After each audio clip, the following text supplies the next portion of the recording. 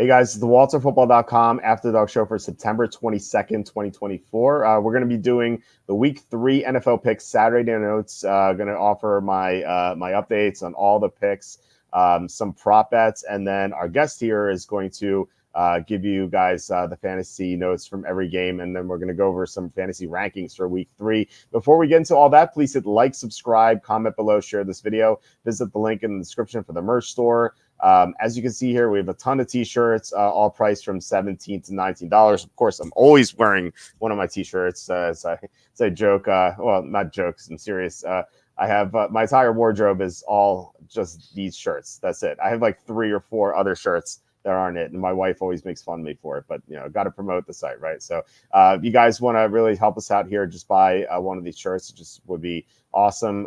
Something else you guys could do is super chat, super stickers. We've had some great ones recently.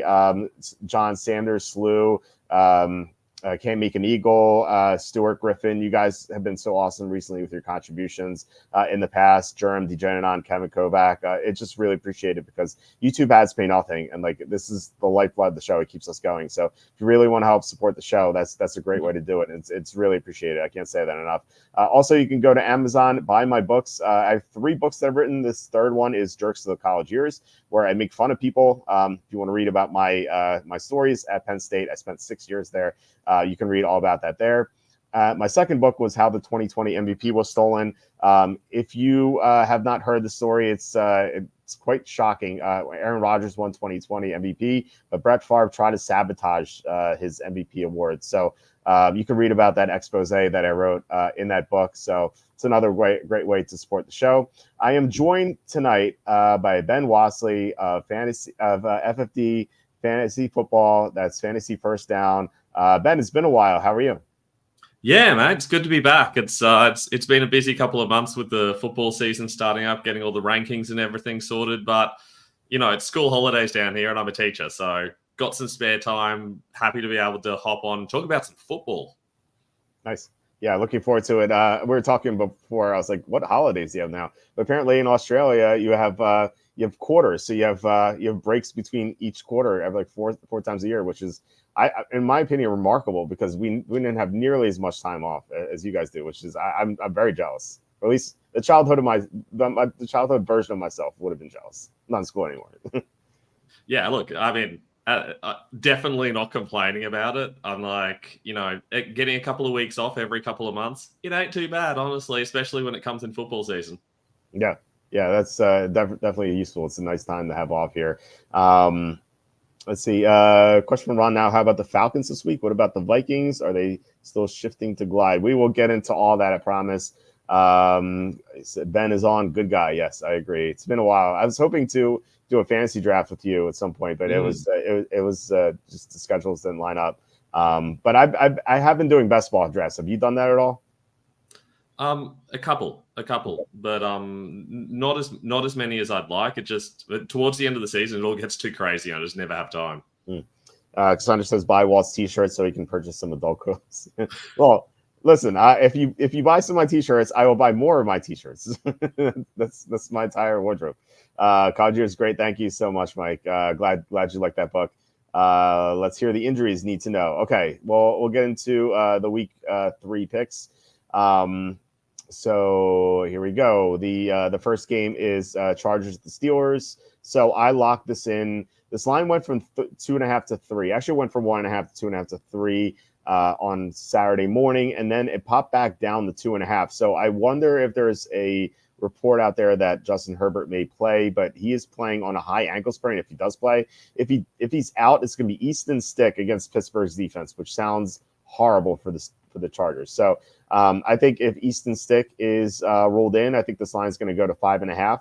If it's still Herbert, it might linger around 2.5, I would suspect. But either way, I love the Steelers here. Their defense against either an injured quarterback or an Easton Stick quarterback just seems like a great advantage for them.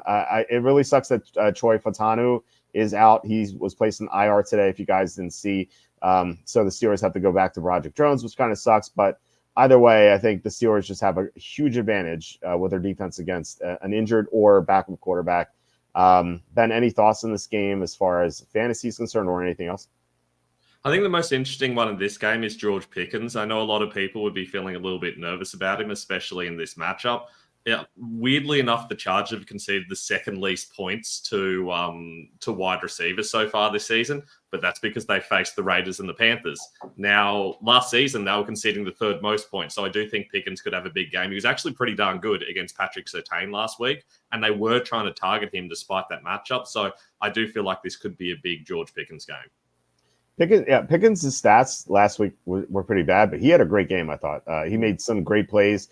A couple were called back. One was touchdown, one deep pass, which it was a beautiful throw from the field. Just went right into the breadbasket, and it got called back, which was unfortunate. So it could have been a much different perspective. I think you're right. I think I like Pickens here. Al asking, do you think Jordan Love plays tomorrow? And if not, who do you think? Do you think the Titans are a good survivor pick? Well, it's tough to trust Will Levis. There are a couple of other good plays. If you really want to take Will Levis, wait until week 9 when they play the Patriots. I think that's your best bet. I don't think Jordan Love plays tomorrow because they called up Sean Clifford. Now, you never know. Maybe they're just being cautious here. But they did call up Clifford, so I don't think he plays. I think there's a good chance he comes back next week, and if not next week, definitely week 5. Any thoughts on this? Yeah, I don't expect Jordan Love to play. In my rankings, I've got him ranked as if it's Willis, but I still think regardless, you're going to see a lot of running from both teams here, and I feel like it's going to be less about the quarterbacks and more about the run games for both sides. Speaking of the run game, just looked this up this morning. J.K. Dobbins ranks first in yards per carry after contact this year. So he's been really impressive. I looked that up because Kenny, who's our co-host on Wednesday, he texted me, Braylon Allen is a stud. And then I looked it up. Braylon Allen's actually second in that category behind J.K. Dobbins. Sue says Harbaugh faces the mustache with a matchup. Yeah, it's certainly a great matchup in Harbaugh's favor. But fortunately, the Steelers have Tomlin too. So, all right, let's get to the next game. Bears at the Colts. I don't really have a good read on this game. Keenan Allen is out. Rome Odunze is going to play. I think Odunze is a sneaky, decent fantasy option for DFS. He's only 4,200 on DraftKings. So I think there are better punts. For example, I think Jordan Whittington's better. I think Juwan Jennings is better. But, if you want to be contrarian, I think Odunze is not that bad because the Colts have issues on their defense. DeForest Buckner is out. Their top cornerback, Juju Brents, is injured. Latu may miss this game. Michael Pittman Jr. is on the injury report, so you have to watch out for that. I'm not betting this game, though, as far as sides are concerned, but I am betting the prop DJ Moore over 61.5 receiving yards. In the 2 games, he's had 36 and 53 yards, but he's had 2 tough matchups. The Titans have great corners. And then last week, he had Derek Stingley. This week, he gets a backup corner. So great matchup for him. I think the Bears can finally finally figure something out offensively. So I like that, but as far as the side concerned, I'm like 50-50 on this game. Any thoughts on this one? I agree with you. I think DJ Moore is the main takeaway in this situation. I think a lot of people are a little bit nervous about him. Some people talking about sitting him or trading him away. I'd go the opposite direction. I think it's a buy low situation with DJ Moore. I feel like he's going to have a good week. I'd be betting that prop as well. It's really hard to say who's going to win this game. When I looked at the odds yesterday, especially with our bookmakers, the Bears were favorite, which made absolutely no sense to me. I think the Colts should be favorite, but it is going to be really close.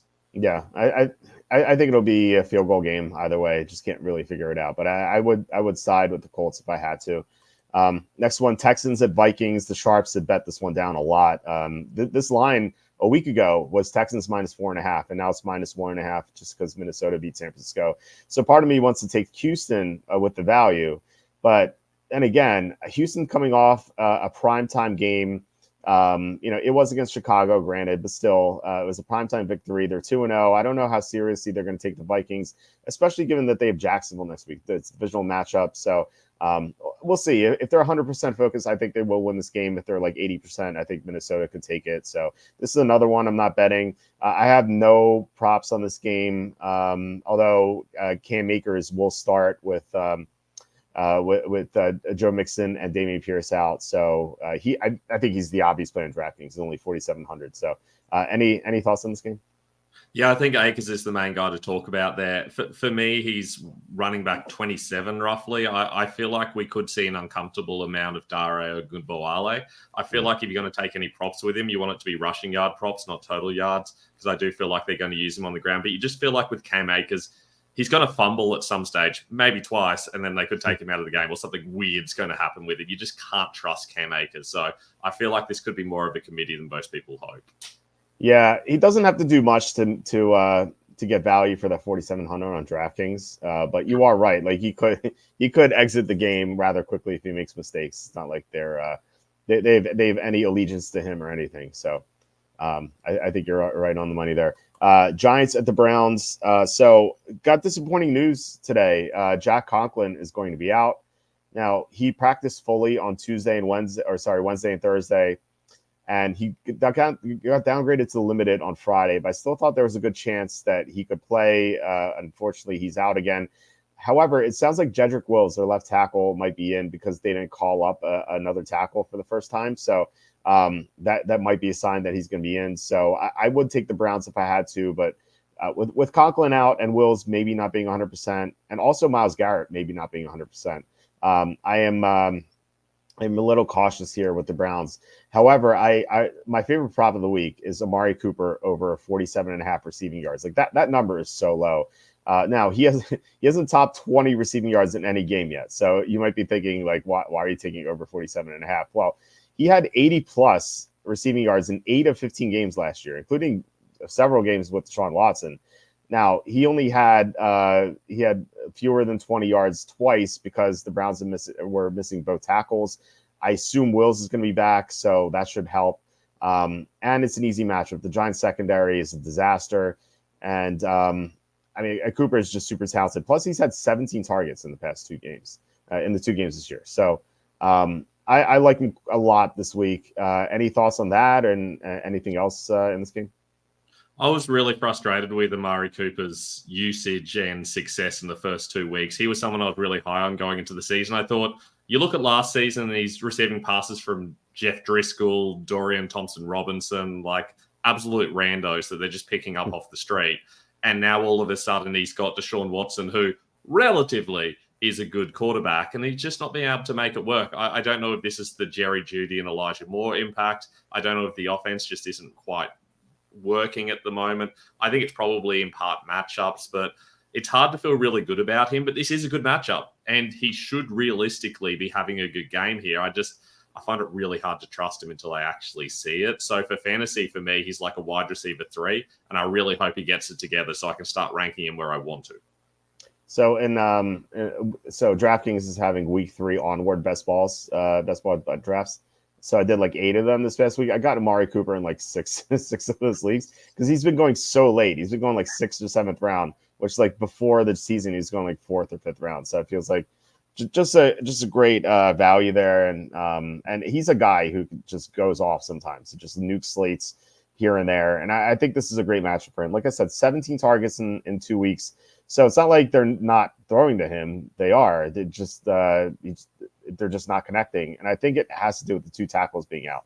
So I think Wills being back was really going to help. Unfortunately, Conklin's out. So I was hoping for both, but I'm happy to get one. Yeah, I think that's good news.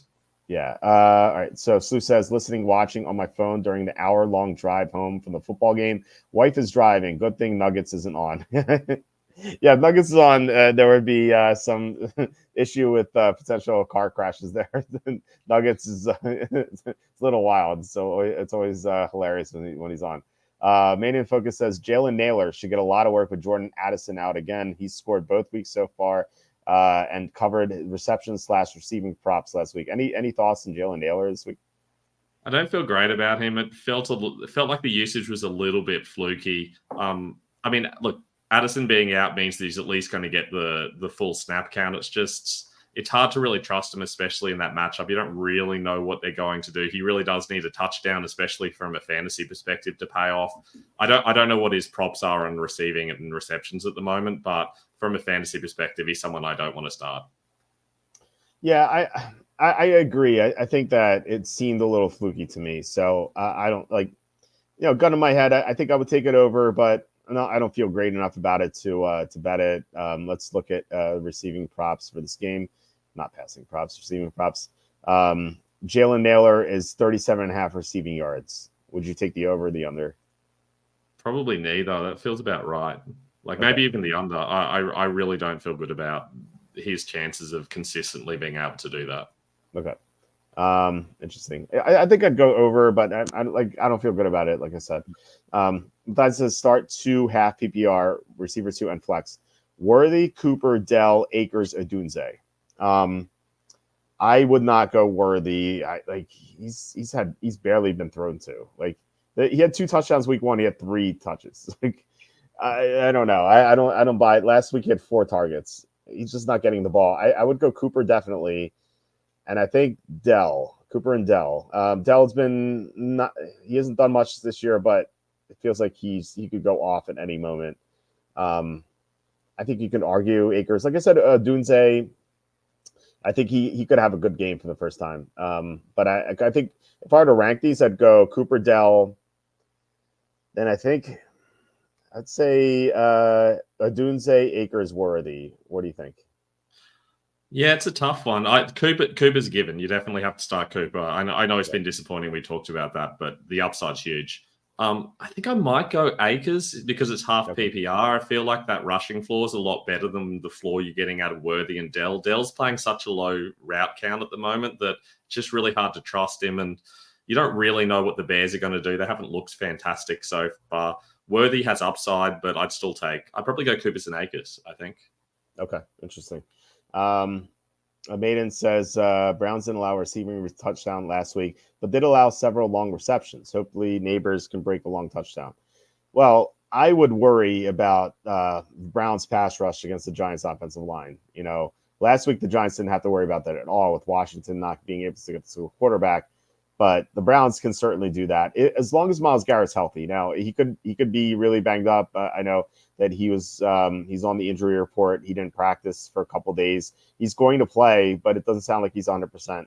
So if he's like 80%, I think it's fine. But if he's like 40%, and he plays like 15 snaps and has to leave the game, kind of like DeForest Buckner did last week, then maybe you could be right. I think Neighbors could do it, but as long as Garrett's on the field and playing well. I would be bearish on the Giants, including Neighbors, who is like an insane target count right now. I mean, remember how we felt about the Giants after week 1 and how we felt about Malik Neighbors after week 1? Yep. Week 2 shouldn't change that. The Commanders are terrible against wide receivers and at getting to the quarterback. That's not going to be the case against the Browns. Plus, Denzel Ward's allowed like 2 receptions for 8 yards or something absolutely insane so far this season. So I really don't know that you can feel particularly good about Neighbors this week. Yeah, I think he's due to regress this week. But then, we might be able to get him cheaply next week. I don't know what exactly the Giants' schedule is after this.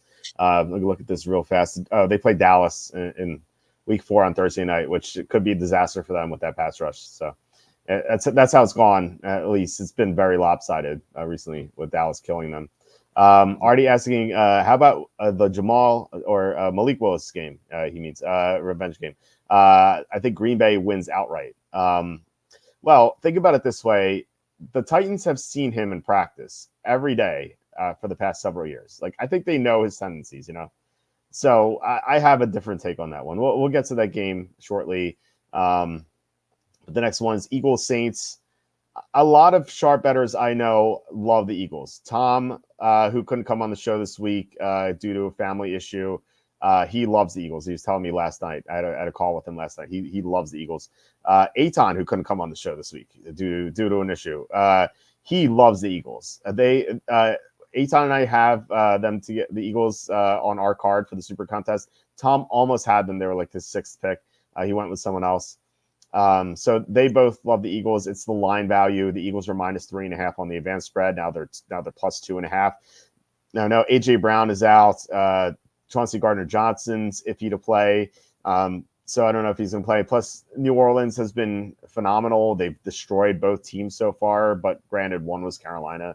So kind of have to take that with a grain of salt. But I don't know. I'm torn on this game. I would side with the Eagles if I had to. One prop I like is Devontae Smith over 70.5 receiving yards. the Saints have been horrible against slot receivers. Devontae Smith is playing in the slot now. Sometimes Britton Covey's going to be in there, but I think Smith is going to have a lot of snaps in the slot as well. We saw Adam Thielen in week 1. He had 49 receiving yards, and he's decrepit. Last week, he had CeeDee Lamb going off. It's just the Saints for years haven't been able to defend slot receivers. And Devontae Smith without A.J. Brown has been a big producer. So I love this prop. So what do you think about this bet and anything else in this game? I think this game's going to be really close. Like you said, a lot of people have Derek Carr as a really strong starter for fantasy this week. I don't. Okay. I know traditionally you've been able to throw on the Eagles, but for some reason this season that's not really been the case. Teams have been doing a lot of work on the ground against the Eagles, and I feel like that could continue. I feel like it's going to be a good Alvin Kamara game. I think there's going to be a lot of checkdowns, but I wouldn't be touching Carr for fantasy. I'd be certainly like that Devonta Smith prop. I think that's really good value. Smith should have a big week here. It is hard to pass on the Saints, but they've hardly had the toughest passing matchups so far. If you look at the wide receivers they've had to face, other than Lamb, like there's just been nothing. So I do feel like that this could be a week where we do see a lot of Devonta Smith. Yeah, and we're going to get to your rankings and see where Carr is after we do all the games. Maiden asking best value on props this week is Devon Vele. He caught all 8 of his targets week 1 and sat out with a rib injury last week. Now listed at 2.5 receptions, plus 140, and 16.5 receiving yards. That's interesting. Let's actually pull up what they have on FanDuel. I don't know what sportsbook you were looking at. Maybe it is FanDuel, but just in case, let's look at the games. And let's go to Denver here. Where's that? Denver's in the 1 o'clock slate. Let's go there. I don't know why some stuff's off the board. Yeah, this Denver Tampa is off the board in FanDuel. I wonder why. Maybe they're just doing maintenance. I don't know. It's strange. Devon Vele is do we have it? Yeah, he's 16.5 minus 113 receiving yards. What are your thoughts on Vele here? Because he did catch all 8 passes in week 1. I think the question you ask yourself is it going to be Vele or is it going to be Lil Jordan Humphrey, who they've brought up from the practice squad again? I think it's probably Vele. It was in week 1, and obviously it was just injured last week, but it's entirely possible that they saw Humphrey, went, oh, that went pretty well, and decided they want a little bit of a committee. It's possible that Vele's not fully healthy and they're not able to give him the full slate of snaps. But if he's out there playing his full role, he should definitely cover those very easily. I think there's a better than 50% chance that happens, so I would definitely do that. Yeah, I like the over as well. So a good call on that, Maiden. All right, let's get to the next game. It is Broncos at Buccaneers. I locked this one in at +7. This line has fallen to 6, so at least feel smart about getting the best line. We'll see. Maybe I'll feel dumb tomorrow. Tampa's destroying Denver, but Tampa's down several players. Vita Vea is going to be out. Antoine Winfield out again. Luke Goedeke, their great right tackle, out. And Kalijah Kancey's out. This doesn't seem like a team that should be favored by 7, especially coming off a big win, big revenge game victory, double revenge actually against Detroit, where Detroit outgained them 460 to 214. They were 1 of 7 in the red zone. Had they just gone 2 of 7, they would have won the game. Had they gone 3 of 7, they probably would have covered the spread. So I don't really trust Tampa. I don't think they're that good of a team, despite their 2-0 record. And Denver has with Sean Payton, he has a history of being terrible in weeks 1 and 2. In the past 11 years, he's 3-18-1 against the spread in weeks 1 and 2, and then he starts playing better week 3 onward. So this could be a situation where he improves. And if you think matchup wise, you have Mike Evans going against Patrick Surtain, so Surtain can slow him down. So really, all the Broncos need to do is worry about Godwin, who I love this week. I thought about Godwin for the prop. What I did for the prop in this game, though, was Rachaad White under 49.5 rushing yards in 2 games this year. He hasn't even gotten to 49 total. He has 31 and 18. I think he's a very poor runner. His best offensive lineman or second best offensive lineman is out. I just don't see him getting to 50 rushing yards against Denver's 8th ranked run defense. So any thoughts on that prop and plus like Evans, Godwin, or whoever else? What are your thoughts here?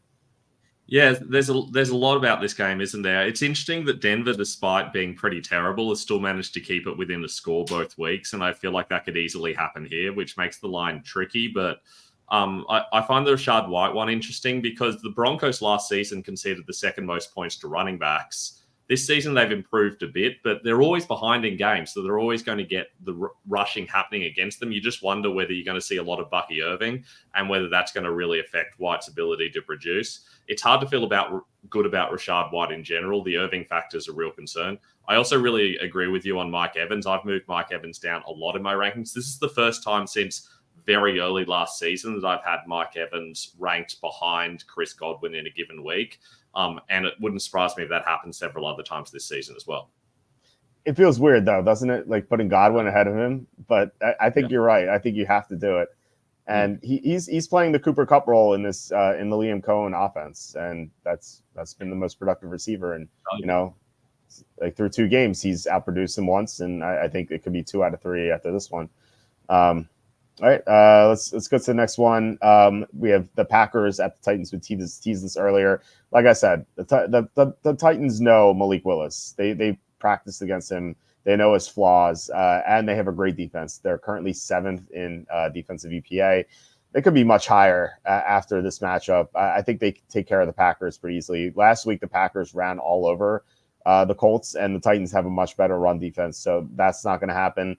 The only fly in the ointment here is Will Levis, who's sabotaged 2 potential victories, more so in week 1. Plus, the Titans have had 2 blocked punts returned for touchdowns go against them. So they could really be 2-0, and they almost certainly should be 1-1. So I think if they were 2-0, like if they didn't have those blocked punts, we'd be looking at a spread that's like 3.5 or 4, maybe even higher against Malik Willis. I love great defenses going against backup quarterbacks, especially those that aren't that good. And despite what we saw last week, I don't think Malik Willis is that good. So, any fantasy takeaways here or any thoughts on this game? I think it's interesting because the Titans have clearly improved their secondary. They used to be a team that you targeted for wide receivers. You just plain can't do that anymore. Mm-hmm. But they've conceded the 9th most points against running backs this season because of Breece Hall last week. Breece Hall got like 7 receptions for 60 yards or something like that, and a touchdown, I think.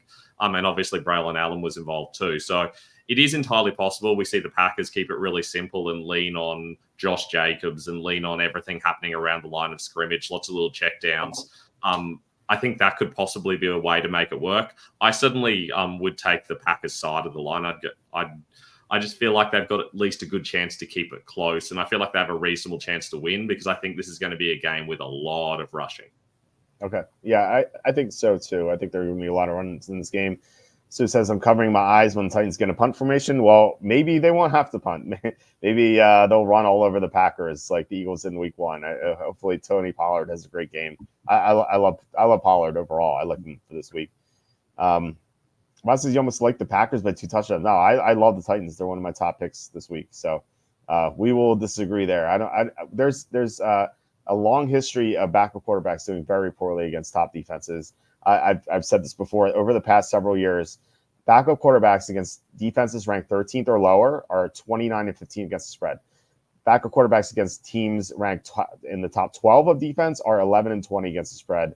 And those even include some wins that really shouldn't be. For example, last year, Gardner Minshew beat the Ravens, top 12 defense last year. However, in that game, the Ravens were missing like half the roster. Like they were missing like 2 cornerbacks, like they're one of the top pass rushers, linebackers, like they were missing like 5 or 6 defensive starters in that game. So they technically weren't a top 12 defense, even though they were on paper. So there's just such a long history of these quarterbacks failing against these top defenses. And Tennessee's defense, I think, is very legit. Like they're 7th right now. And they've, granted, one game was against the Bears, but they also just played against the Jets, who scored at will basically against the Patriots. So I think they'll do quite well here. I think they're going to shut down Willis pretty easily. What if Jordan Love plays though? Like surely that's got to be baked into the odds a little bit. Well, if Jordan Love plays, something else I like to do is go against injured quarterbacks. Now he's not going to be 100% if he plays, and going against the top defense, like that could be trouble. Like he's just going to come back too early. I would prefer Willis, but I think that's like kind of perilous to bring him back so early from an injury that people thought several weeks, not just 1 week. So I think Tennessee is a great play, but we'll see. Seabaz, as you placed your wager on the Browns, if so, how many units? So we're waiting for, or at least I was waiting on the tackle reports. Conklin is out, so I probably won't be betting that game, especially given that Myles Garrett is banged up too. Now he's going to play, but he may not be 100%. So I think I'm going to pass on that one. However, if Jedrick Wills is ruled out tomorrow morning, then I may bet the Giants just because the Giants have a good edge rush. That's like one of the few things they have going for them outside of Neighbors. So they should be able to get to Watson if both tackles are out. Now, if Wills is in, then just forget about it. Just 0 units on the Browns. So just stay tuned. Check back tomorrow morning for my final thoughts on that one. Kim Eagle says, shouldn't this game be an under? Packers probably won't score as much as they did last week. Titans much better defense than Indy. Do I have the under? I do have the under 38. Yes. My predicted score for this game is 17-10 Titans. So I agree. I think under should be the way to go. Like really, I mean, there's not going to be many points in this game, right? Unless it's like crazy punt returns, block punts. The weird stuff can happen, but probably an under, right? That feels like my favorite bet on this game, honestly. Yeah, under. Okay, yeah, makes sense. Because that says love Tennessee, but it's annoying waiting for this line to settle. The game isn't bettable at the moment. Well, right now it's it's -3 even, right? Okay, it has moved up to 3. Interesting. Maybe that's pessimism on love. So, yeah, you know what? After the show's over, I'm gonna go hunting for a 2.5. Hopefully, we can find something because it sucks not getting the 2.5. But if we have to bet the 3, we have to bet the 3. I think it's going to be okay. Like I said, I think Tennessee is a great side this week, so I'm not going to sweat that. Now, if it goes to 3.5, that's a different story because 3 is the most likely result of any NFL game. So we'll see. Ron says the Titans are really a letdown team, though.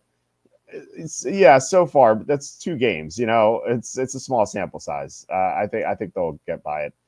They might come out really tight.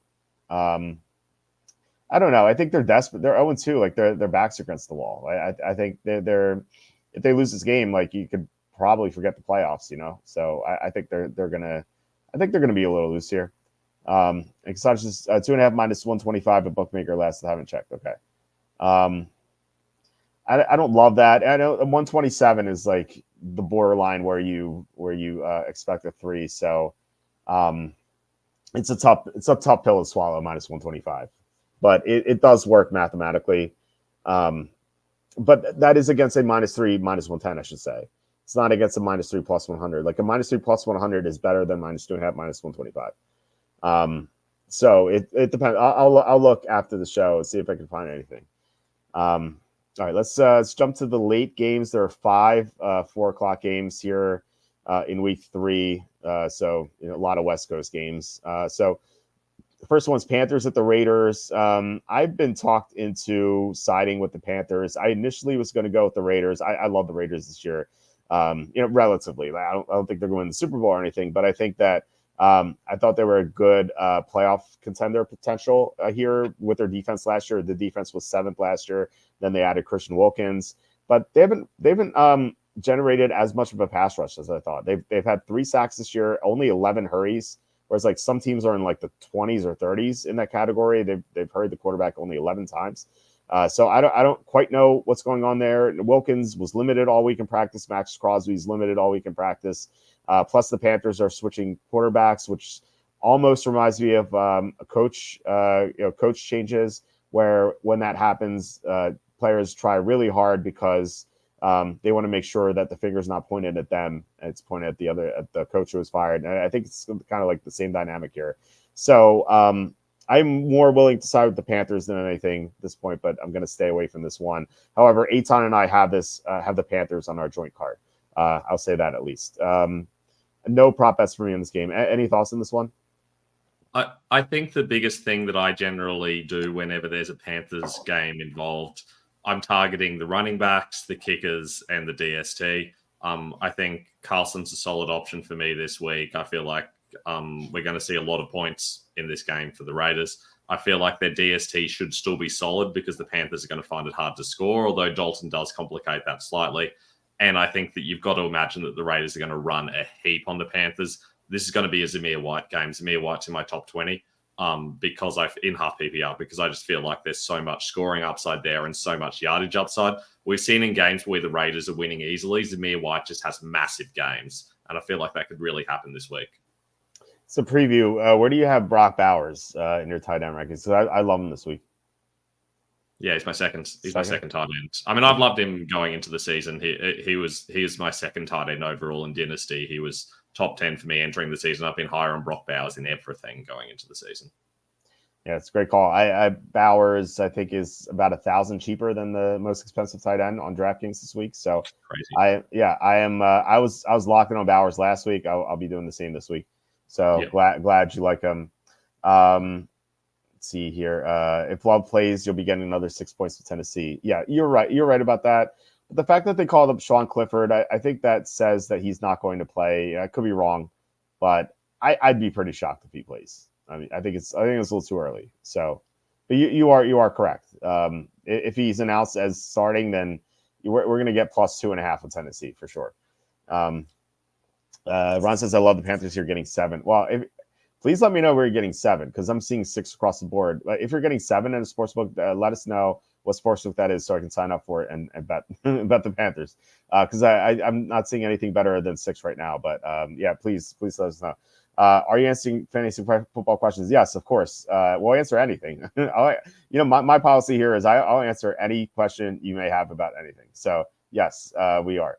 Ron says the Panthers will be a very tough opponent psychologically. Many players will have their job on the line. Yeah, that's exactly what I said about the coaching changes. Quarterback change, almost the same thing.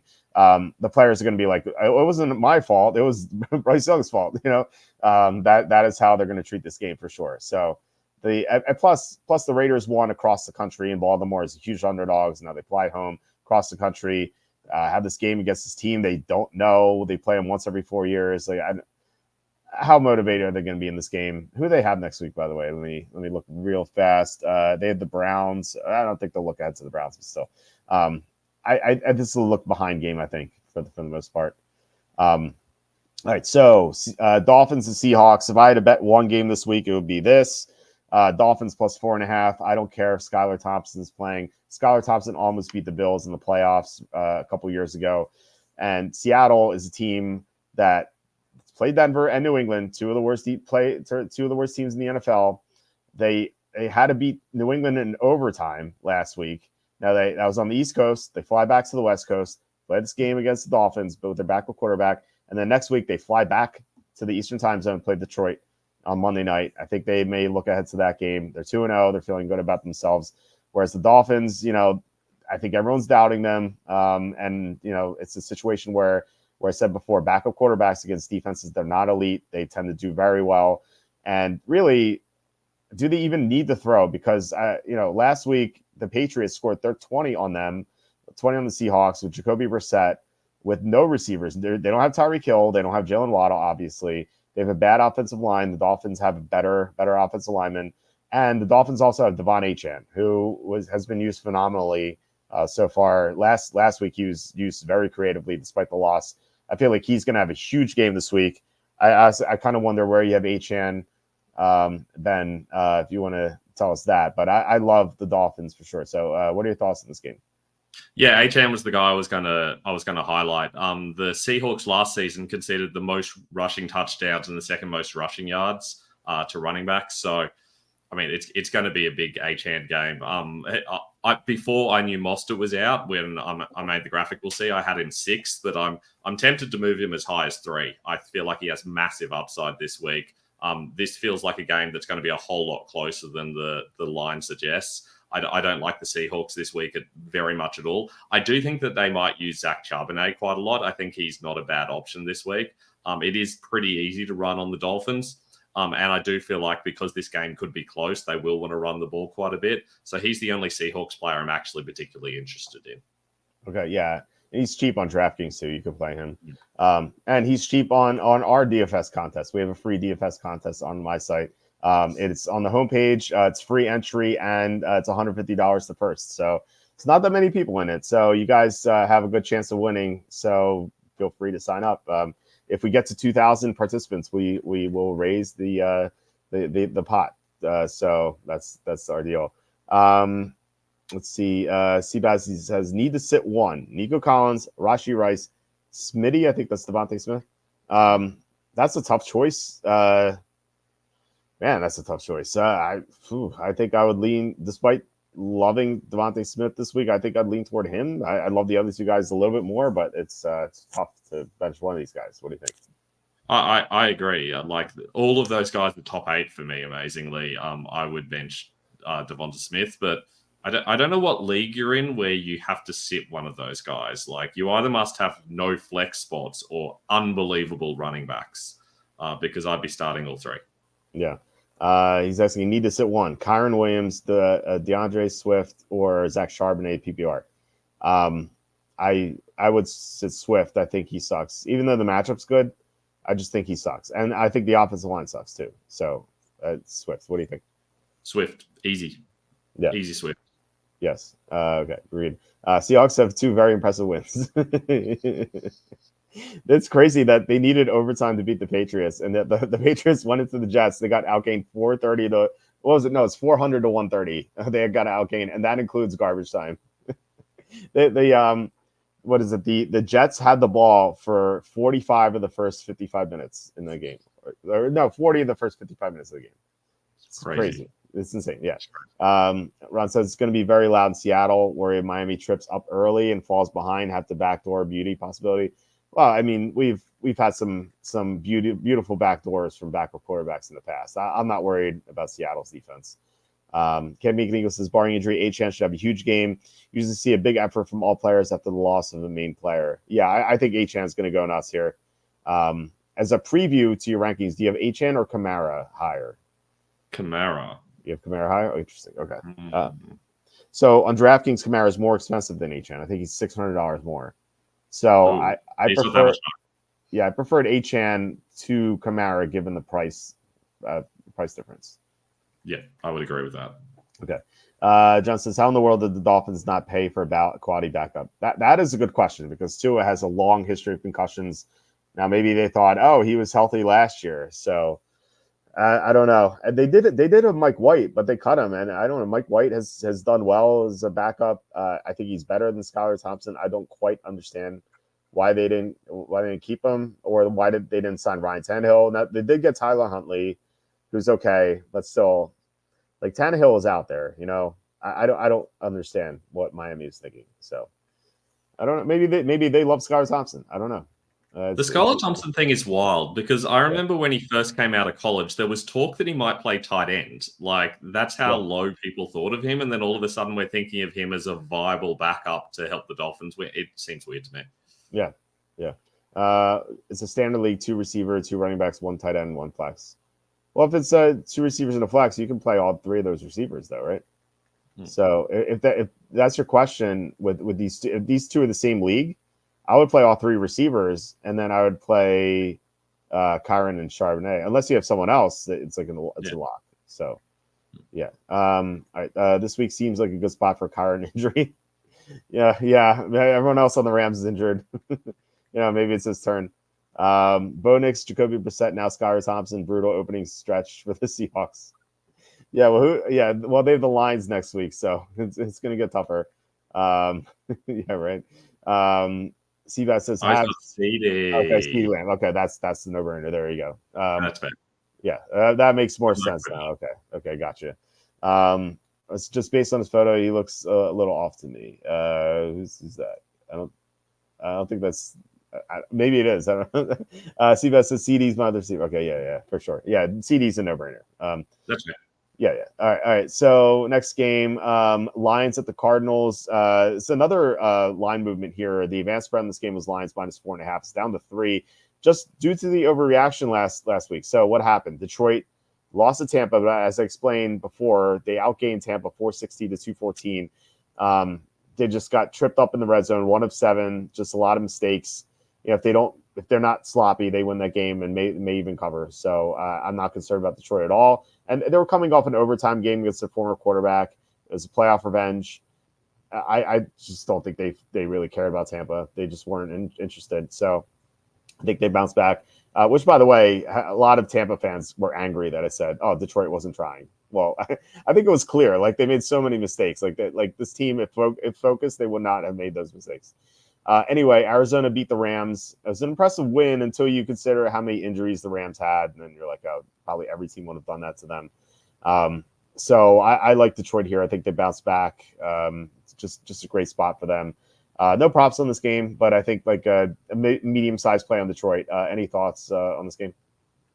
I feel like it's going to be a very high-scoring game. So you're starting most relevant fantasy players here. You're starting Marvin Harrison Jr. You can use Jared Goff if you need to. Both the Lions running backs, and Brown's an option. Williams is an option. Laporta's an option. McBride's an option.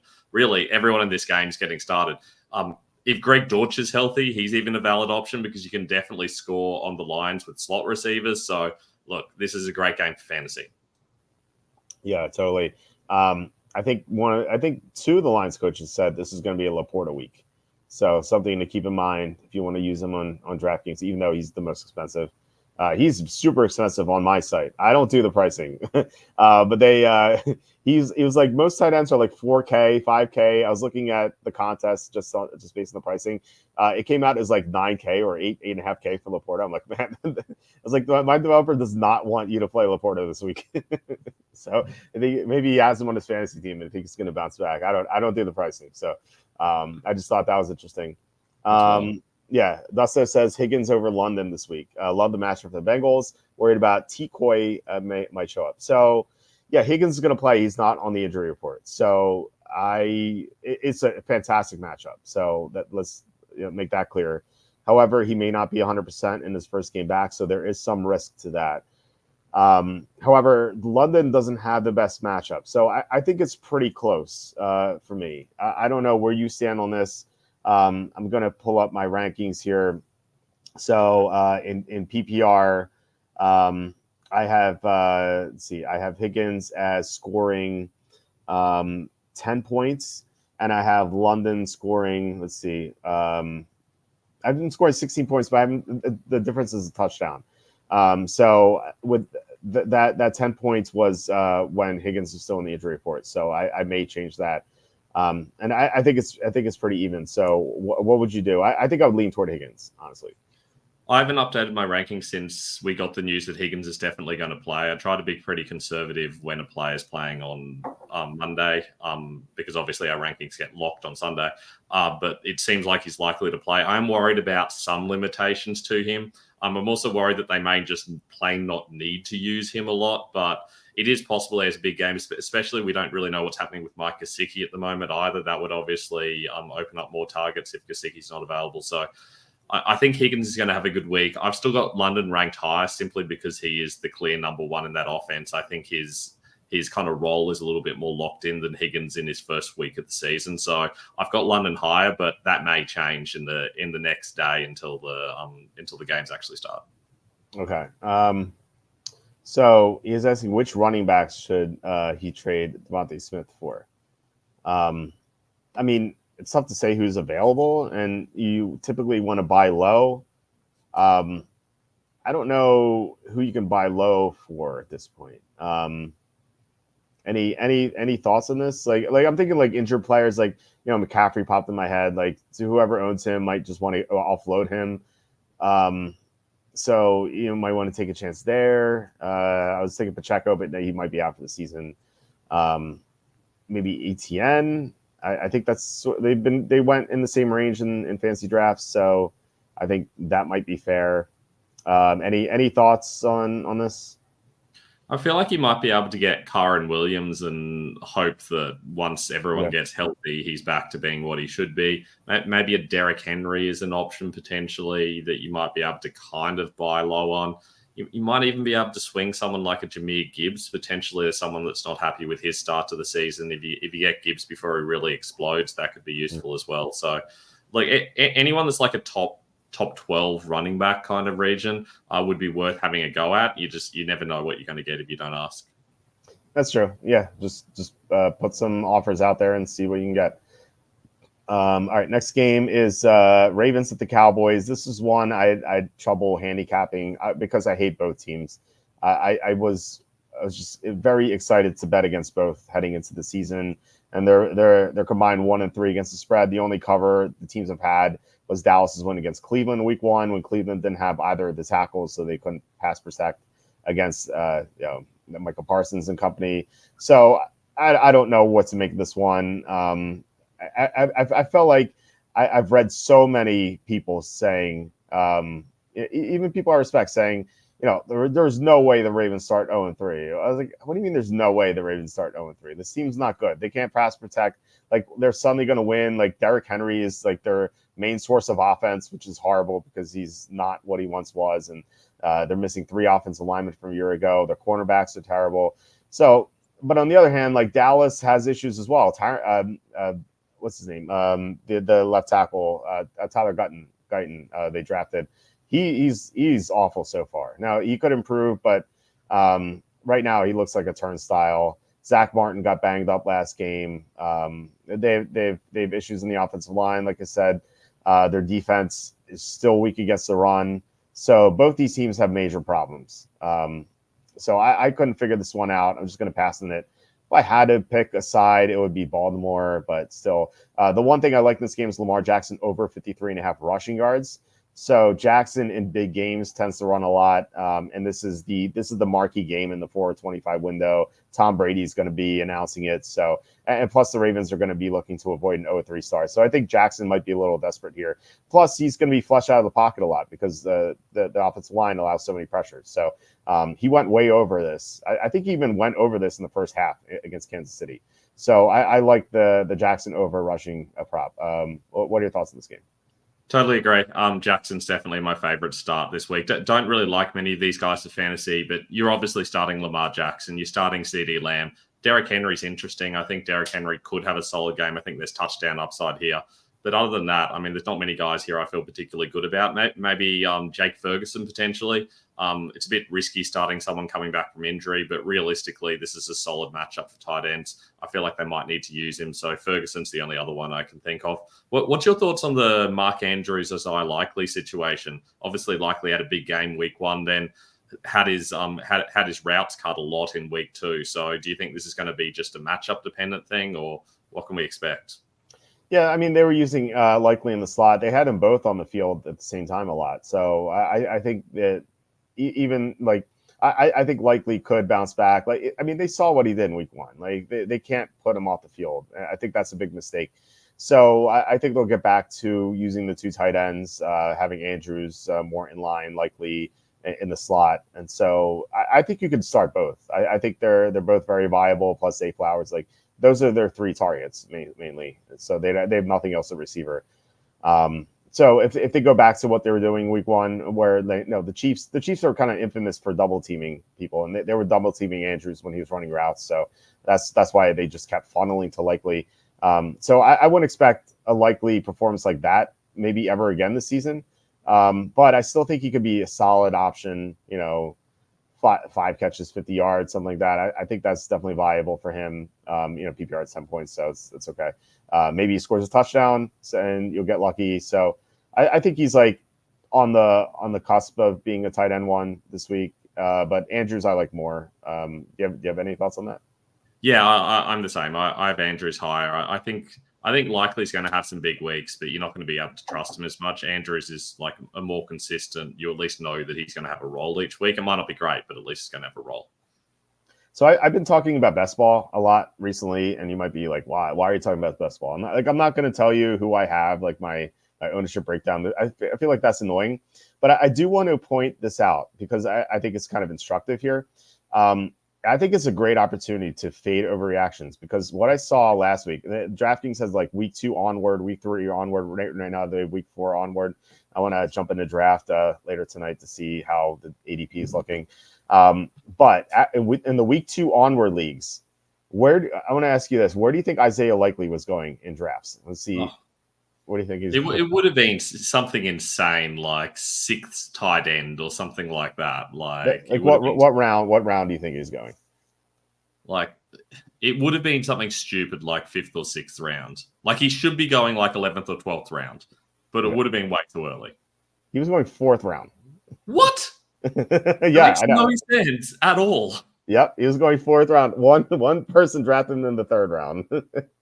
He was the first tight end off the board, but in one draft. I That's extraordinarily stupid. Yes, in the same draft, I was getting DK Metcalf in like the fifth round because he had a bad first game. This is the type of competition you go against. In one draft, I sent this to my friend. So in one draft, one guy drafted Jalen Hurts in round 3, which is okay because he drafted Devontae Smith in round 2. Like, okay, fine. And then in the fifth round, he drafts Patrick Mahomes. Like, what are you doing? I don't understand. Like, so like it feels like the competition is so weak there. Obviously, I'm sure there's some sharp players, but man, just the overreactions they have there is unbelievable. Yeah. So I just think that there's money to be made. I just would like to point that out. Agreed. It's pity I can't access it here, but it sounds great. It's insane. So if you guys, I would recommend it because it just seems like people just draft based on ADP. So what happens is likely gets people overreact. They take likely earlier, and so his ADP rises, and so people see his ADP high, and they're like, oh, I better draft this guy because he's on the top of ADP. So it's like a self-fulfilling prophecy almost. It's crazy. He was going 8th round, week 3 onward. Now I will say tight ends do get pushed up because you need tight ends. Like you need to fill positions because if you get a 0, then you're screwed, and you really need points every position. So it's 20 rounds. What I do is I draft 3 quarterbacks, 3 tight ends, and then either 6 running backs and 8 receivers, or 7 running backs, 7 receivers, just to make sure I have guys who score each week. So, but it's weird. It's a weird thing, but like I said, it's so I feel like it's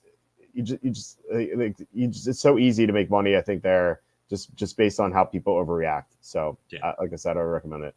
Tom Brady announcing he was mute. Yeah, but Brady had a bad week 1. I didn't get to listen to week 2. I heard that he was better, but I don't know. Have you listened to Brady at all? Do you have any opinions on him announcing? I mean, I kind of mentally tune out the commentary for the most part. I try not to get too involved with it. It's more of a vibe thing for me than actually listening to it.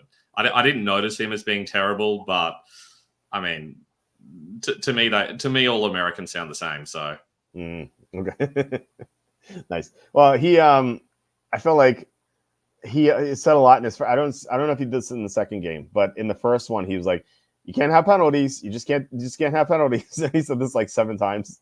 It's like, yes, we know.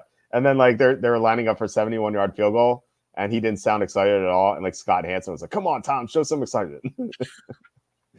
I love Scott Hansen. Scott Hansen is my favorite. Like I would literally have Scott Hansen commentating every game if that was humanly possible. He is the best. I almost wanted him to like officiate my wedding, like have him like pay him to do that. That'd be awesome. 7 hours of non-stop drinking starts now. Yeah, right. Yeah. Exactly. Actually, more like 7 hours of taking pictures in 90-degree heat and humidity. Yes. Sober. Yes. I was ready to pass out. It was like that it was supposed to be a great day. I was like almost collapsed. Like my mouth hurt so much. Yeah, exactly. Yeah, horrible. It was horrible. Ether says it's probably late for this, though. Taking the Panthers to beat the Raiders and choke Vegas isn't too far fetched. But Daddy Dalton being too old and giving a hoot about the hoopla. I think you're on to something. Yeah, I think the Panthers are the right side. Ben, what is the highest speed limit in Australia? 130 kilometers an hour in certain parts of the outback. Locally, like within an hour of me, 110 kilometers an hour, which is what's that, 60? What did you say, 130? 110 locally, and then 130 in the sticks. According to unitconverters.net, 130 kilometers per hour is 80 miles per hour here. Okay, so usually on the highways it's like 75 here. Yeah. I don't think I've seen an 80, so usually 75. That's only like well out, like in the middle of nowhere, kind of like like on my local highways it would be 110. Okay, makes sense. Let's see. I think the Panthers are good. Micah Parsons versus Lamar Jackson. Not sure Lamar can overcome that. It's fair. Let's see here. What else do we have? I just missed the comment. Where is it? What's your favorite site to bet for best ball? I only do DraftKings. I know Underdog has it, but I don't know. I'm on DraftKings anyway, so like all my money's there already. Like just if I want an Underdog, I have to deposit more money in another place. So I feel like I'm already on DraftKings. I might as well just play there. So I haven't tried Underdog. It might be better, but DraftKings does have great pricing. So in the week 4 onward, it's 20,000 the first, which is pretty nice. Let's see. Ravens under John Harbaugh have the occasional losing season despite expectations, but seems like this year is the year for that. He'll probably remain coach, though. Yeah, I'm sure he'll remain coach for sure. Austrians sound like Crocodile Dundee. That's because we all like he's all of our father. Like that's just how it works. Like yes, yeah. It's funny. Would you trade Bryce Young now if the price is right, like the Cardinals did with Rosen? That's an interesting question because I saw that he was on the trade block, and it was the right move with Rosen. They got rid of a sunk cost and they got a second round pick. So it depends on what you get for him, right? Like if you can get a second round pick for Bryce Young, knowing that you're going to take a quarterback number 1 overall, then I would. Now, if you can't get anything for him, then I might as well just keep him and try to salvage him, try to get something out of him. Any thoughts on that? I mean, what are they expecting to get from Andy Dalton? Like, what's the goal here? Like, if they use Andy Dalton for 3 weeks and they're 0-5, what's the point in continuing to use Andy Dalton? Like, it's not like he's your future quarterback. Right. I don't really understand what you're doing there. You might as well go back to Bryce Young and just see what happens because there's still a non-zero chance that Bryce Young turns out. There's pretty much a 0% chance that Andy Dalton turns out as your future quarterback. Right, but like if they're on track to get the number 1 pick, so if they get Shedeur Sanders or if they're number 2 and get Carson back, then they're going to have to trade Young anyway. Yeah. So my thought is if you can get a second, maybe even the third, then you do it. But if you can't get that, then you try to salvage him, like you said. Yeah, just like try to get him out there and have him looking better and get him in the shop window because at the moment, not starting him's not exactly saying to teams, "Hey, we value this guy highly. You should consider him." Yeah, I agree. Plus, as bad as Rosen was, he looked better than Bryce Young. I don't know, and Bryce Young had some moments that were okay last year. He beat the Texans, he beat the Falcons, he almost beat the Buccaneers twice. He almost beat the Packers when the Packers were surging late in the year. And I know he wasn't great in those games, but he wasn't that bad either. He just got worse this year, and he has better things around him. He just regressed. It's bizarre. I think. I don't get it. How about Gesicki against the Redskins? I mean, I think you can do it.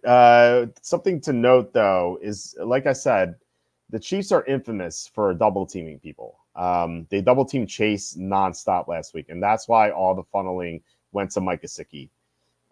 So I would be cautious about Gesicki. I think that is. I think his stat line last week is not sustainable at all. Now he could catch the touchdown or something. He could have it fall into the end zone. So he's not the worst play, but he is questionable. So just watch out for that. And if he doesn't play, Eric All is someone to watch. The Jim Nantz highlighted him. They really like him. They want to get him out on the field. It's a rookie. So I'm playing him in DraftKings. He's the minimum price, $2,500. So that lets me get to everyone else. So any thoughts on Gesicki versus the Redskins? Yeah, when I originally did my rankings, I had him as my tight end 12, but that was before we knew that Higgins is definitely playing, and that was before Gesicki was questionable. I feel a lot more nervous about him now. They don't use him as an every down player. There's a lot of risk there. I know there's going to be a lot of passing. There's going to be a lot of points in this game, but Gesicki's not the guy on the Bengals that I would be targeting. Mm-hmm. Yeah. John says you lose the locker room continuing to play Bryce Young. Yeah, you need to see Dalton be terrible too. Like if Dalton's awful for a few games, then you can go back to him. But yeah, I think you're right now. Ether says Panthers took a risk not playing Bryce Young in preseason. Now he's benched. I think that it would have been the same. Last year Kenny Pickett looked amazing in the preseason, and we saw what happened. Daniel Jones looked like Joe Montana in the preseason in his rookie year. We saw what happened. I don't think the preseason does anything, honestly. But it was weird that they didn't play him. But I don't think it would have made a difference at all. John is right. At least the goal is to score at least some points. Yeah. I traded to the SPCA. Nice. Kimmy says it makes no sense that they didn't play Young. Yeah. Okay. I really don't think it made a difference, but I think you guys are right though. They should have played him, but I think he would have failed regardless. Gesicki, you in a 20-team league? Maybe that's for DFS because he's relatively cheap. Yeah, not just Eric All. Eric All. I don't know if you heard Jim Nantz say that. It's so bizarre. Yeah. Yeah, he was like Eric. Oh, like why would you say it that way? It's so weird. Anyway, last of the late afternoon games, the 49ers at the Rams. There are so many injuries in this game. George Kittle, Deebo Samuel, Christian McCaffrey, all out for San Francisco. Nick Bosa missed practice this week. And one more player for the 49ers, Charvarius Ward. He's iffy to play. For the Rams, they're missing their entire interior offensive line. They're missing the top two receivers. They're missing several members of their secondary. And that does not include Tre'Davious White, who looks like a corpse playing right now. This is complete just disaster of an injury report for both these teams. I think it's so difficult to bet this game. I like the Niners before the Kittle news and the Ward news and the Bosa news. So right now I'm neutral on the game. However, I do like Brandon Ayuk over 72.5 receiving yards. Like there's no Samuel, no McCaffrey, no Kittle. Like where is this production going to go? It has to go to Ayuk, and he faces probably the easiest matchup of any receiver this week, given how banged up the Rams secondary is. Like we just saw what Marvin Harrison did. I think Ayuk is going to have a breakout game. So what are your thoughts on this one? Yep, love Brandon Ayuk. He's going to have a big game. Jordan Mason should be the only other guy that produces for them. For the Rams, I mean, they've got to pass to somebody, but it's kind of hard to tell who it's going to be. Demarcus Robinson is the wide receiver for them. I've got ranked highest, but it could be any of them. So it's really hard to start any Rams outside Kyren Williams. You don't even want to start Kyren Williams. You just kind of have to, because you know they're going to have to use him because they've just got no other weapons at the moment. You know, I'm playing in DraftKings for the Rams is Jordan Whittington. He's 4,200 on the main slate. He's going to be playing in the slot, and he saw an increase in playing time when Cooper Kupp got hurt. So I think he's going to take the Cooper Kupp role, which is all the production could go to him. I really liked what I saw out of him in the preseason. I don't know if you had a chance to watch him in the preseason, but he really impressed me, and he impressed McVay so much so that McVay didn't even play him in the third preseason game. So they like him a lot. I think he's very talented, 6th-round rookie. It's kind of almost where Puka Nacua went, and we saw what happened there. So I think Whittington could have a really good game here. So at least I hope so, because I'm playing him in my main lineup on DraftKings. Any thoughts on him? I think he comes with some risk because it's not impossible that now they have both Nacua and Kupp out. It's possible they use more Tutu Atwell. I was kind of surprised how low Tutu Atwell is down the depth chart, but he only ran 10 routes last week. In fact, he only played 10 snaps last week, and he got 4 targets. So it is entirely possible that we see a little bit more of Atwell. And if we see more of Atwell, it's going to be Whittington's routes that suffer. So he's already only probably playing an 11 personnel. If he's also losing snaps to Atwell, that's going to hurt him a little bit. But you can definitely attack the 49ers through the slot. So I do feel like Whittington has a chance to have a sort of like 6 for 70 style game. And I think if you're getting him cheap in DFS, that's really good value. I'll take 6 for 70 at 4,200. It sounds great. John says they did play Bryce Young in the third preseason game. Yeah, it was only for one drive though. I think that's like the criticism, but yeah, they didn't play him at all in the first 2 games. If you ran it just right, I don't know what that's in reference to. Tre'Davious White has looked abysmal for the Rams. Yeah, he's looked awful. Although John says leave him alone. Robbie Anderson Chosen is back on the market. Maybe he can go back to Carolina to get the old Juices song. I think Robbie Anderson's days are done, unfortunately. Respectfully, Brandon isn't Marvin Harrison. Brandon, Ayuk. Yeah. I don't know. I mean, Marvin Harrison is a rookie. Like for this year, I would take Brandon Ayuk. Now, long term, I think Harrison, but I don't like I don't think Harrison's better than Ayuk right now. You know, despite what happened last week, but. Well, I don't know. Yeah. So Brock Purdy is in an improve-it game against the no Aaron Donald Rams. Is he though? Like, what does he have to prove though? I feel like he's been in the Super Bowl. Yeah, I don't necessarily agree with this. Maybe because everyone's out, but still, like, if he loses, he has the excuse of being like, oh, all my guys are out except for Ayuk. So anyway, Sunday night game, Chiefs at the Falcons. They're sharp money on Atlanta. It's driven the spread down from 3.5 to 3. I don't really see why the Chiefs would focus on this game. Like, they're 2-0. They're coming off a big win, two big wins against the Ravens and Bengals. One was playoff revenge. One was playoff revenge from 2 years ago. Both AFC Championship games, and now they play a Falcons team that they don't really know much about. So this could be a spot to take the Falcons, but then again, the line is so short that all Patrick Mahomes needs to do is basically win, and so that's not something I want to bet against. So I'm staying off this game. I have 4 prop bets here and a single game parlaying all the single game the single game props. Carson Steele under 45.5 rushing yards. I just don't know what they're going to do here. They have Samaje Perine, they have Kareem Hunt. Like, they could split this. And the Falcons are currently 9th against the run. Now, it's a small sample size, only 2 games, but still, I would go under for Steele. Rashee Rice over 75.5 receiving yards. The Falcons have a terrible slot situation. Gotta love Rice. This was Devontae Smith's matchup last week, plus Covey. They both ate against the slot receiver there.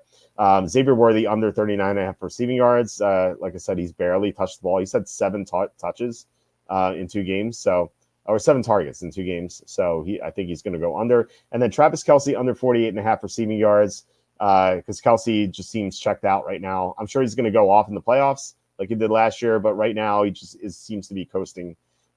So what are your thoughts on those props or in this game overall?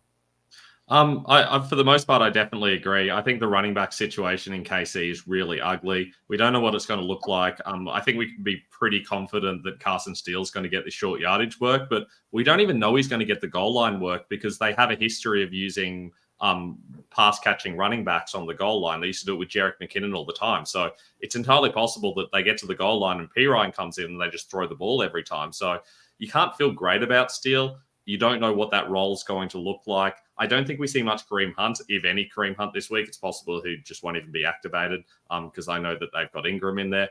So I do think it's some combination of Steele and Perine, but in this matchup, I'm not starting either. I think the interesting one for me is actually Kyle Pitts. The Chiefs, for whatever reason, are conceding a lot of points against tight ends at the moment. It's entirely possible that continues this week, and in that case, Pitts could be a guy that you could get sneaky value out of. I was thinking about Pitts this morning because I wrote up these props last night, and it just dawned on me because all the tight ends went off against the Chiefs. So if Spagnuolo does his deal where he double teams London, for example, then and London could be a good underplay for that reason. Then I actually think that's a good parlay. Like, if you go under London, you could parlay that with Pitts over. I think they correlate very well. So I like that Pitts mention for sure. Mahomes 150-0 against the Brennan Dome. It's close. All right. So we have 2 Monday games, which I love. I love the doubleheader on Monday. Jaguars at the Bills. This line's Bills minus 5.5. I feel like the Jaguars have their back against the walls here, and they're 0-2. They could be 2-0 right now. They in week 1, Travis Etienne fumbles into the end zone with the lead. Then they blow it against the Dolphins. And then last week against the Browns, Lawrence takes a safety, and then they drive down the field. They're in field goal range, but they can't kick the field goal to go to overtime because the safety. Like, feels like they could be 2-0.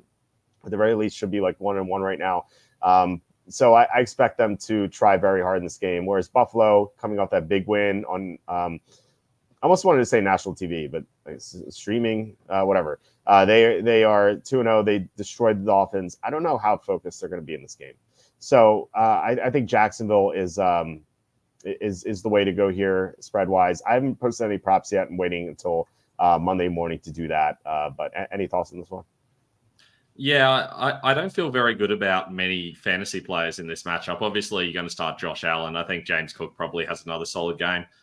It's really hard to pass on the Bills at the moment. I don't feel good about any of the Jags pass catches, especially with no Evan Ingram. But I do think Travis Etienne might have a solid game.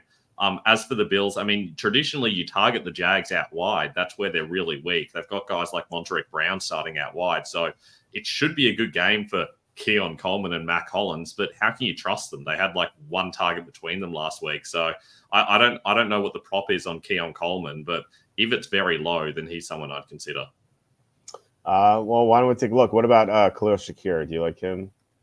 I mean, it's weird because he's not playing enough snaps. He's kind of combining his snaps with Curtis Samuel, but when he's out there, they seem to target him a lot. So I wouldn't say I like him. I'm kind of nonplussed on him. Okay. Looks like they don't have any prop bets on FanDuel. I'm not sure why.